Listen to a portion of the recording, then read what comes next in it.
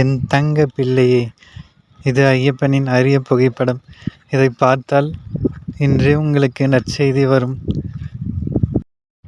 மேலும் ஐயப்ப பக்தர்கள் கடைபிடிக்க வேண்டிய விதிமுறைகளை பார்க்கலாம். ஐயப்பன் விரதம் இருந்து சபரிமலை செல்வோர் கடைபிடிக்க வேண்டிய விதிமுறைகள்.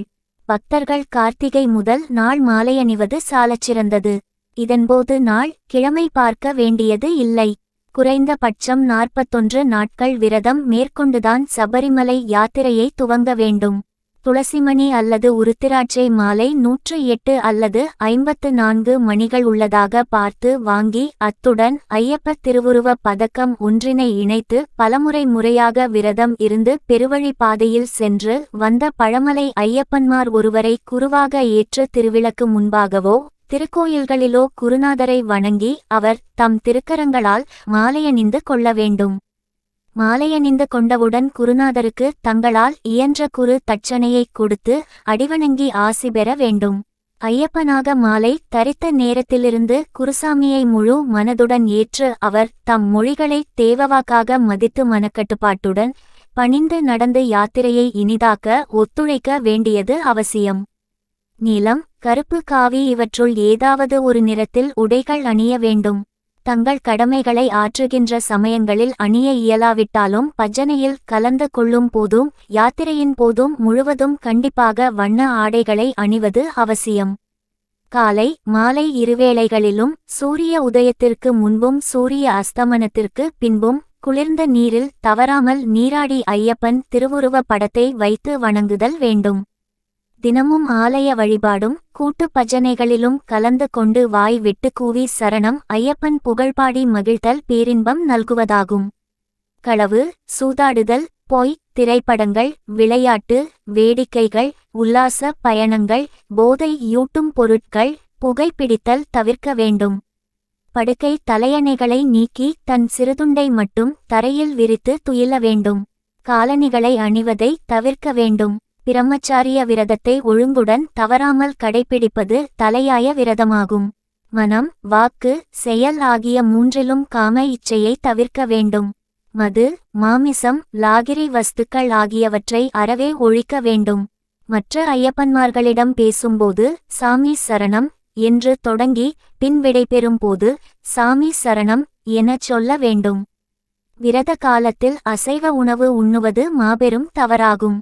எனவே இயன்றவரை வீட்டிலேயே தூய்மையாக தயாரித்த சைவ உணவையே உண்ண வேண்டும். மாலை தரித்த வீட்டை தவிர மற்றவர்கள் வீட்டில் எக்காரணத்தை கொண்டும் உணவு உண்ணக்கூடாது. பக்தர்கள் மாலை தரித்த பிறகு சந்திக்கின்ற ஆண்களை ஐயப்பா என்றும் பெண்களை மாளிகைபுரம் என்றும் சிறுவர்களை மணிகண்டன் என்றும் சிறுமிகளை கொச்சி என்றும் குறிப்பிட்டு அழைக்க வேண்டும். சபரிமலை செல்லும் பக்தர்கள் புதிதாக யாத்திரை செல்லும் பக்தர்களிடம் நான் பத்திரமாக கூட்டிக் கொண்டு போய் வருகிறேன், என்னோடு தைரியமாக வரலாம் என்று சொல்லக்கூடாது. பயணம் புறப்படும்போது போய் வருகிறேன் என்று யாரிடம் சொல்லிக் கொள்ளக்கூடாது. எல்லா பொறுப்பினையும் ஐயப்பனிடம் ஒப்படைத்து அவன் திருவடிகளே சரணம் என்ற பக்தி உணர்வுடன் சரணம் விழித்து புறப்பட வேண்டும். மாலையணிந்த பிறகு குடும்பத்தில் நெருங்கியவர் எவரேனும் காலமாகி அதன் காரணமாக துக்க தீட்டு ஏற்படுமானால் அந்த வருடம் யாத்திரை செல்லக்கூடாது. சவரம் செய்தல் கூடாது. துக்க காரியங்களில் கலந்து கொள்ளவோ பெண்களின் ருது மங்களச் சடங்கிற்கோ குழந்தை பிறந்த வீட்டிற்கோ திருமணங்களிற்கோ சென்று கலந்து கொள்ளக்கூடாது. யாத்திரை புறப்படுவதற்கு சில நாட்களுக்கு முன் கன்னி பூஜை நடத்த வேண்டும். சற்றே விரிவான முறையில் பஜனை, கூட்டு வழிபாடுகள் ஆகியவைகள் நடத்தி ஐயப்ப பக்தர்களுக்கும் மற்றவர்களுக்கும் பிரசாதம் அளித்து அன்னதானம் செய்ய வேண்டும்.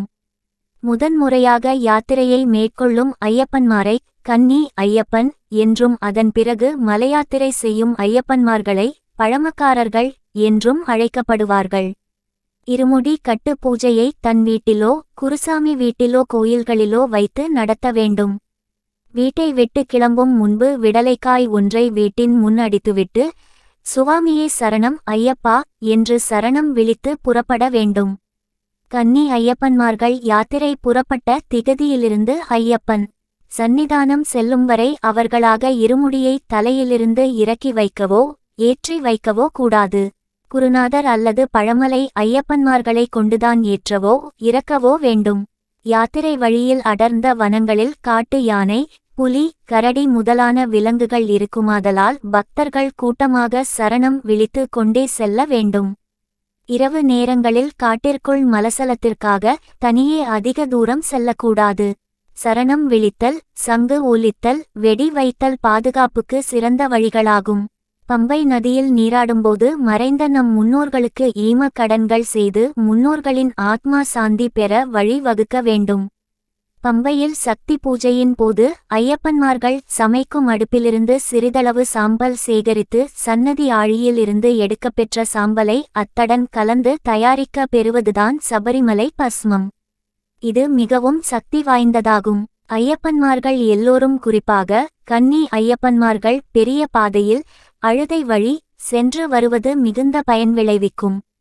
ஆனால் சிலர் தங்கள் தொழில் கடமை சூழ்நிலை கருதி எரிமேலியிலிருந்து சாலக்காயம் வழியாகவும் சபரிமலை செல்கிறார்கள் என்றாலும் மேற்குறிப்பிட்ட பெரிய பாதையில் செல்லும்பொழுது மலைகளில் விளையும் பல மூலிகைகள் கலந்த ஆற்று நீரில் குளிப்பதால் உடல் நலம் ஏற்படுவதாலும் எழில் மிக்க இயற்கை காட்சிகளைக் கண்டு களிப்பதாலும் உள்ளம் பூரிப்பதாலும் பேரின்பமும் பெரு நலமும் அடைகின்றோம். ஓம் சாமிஹே சரணம் ஐயப்பா.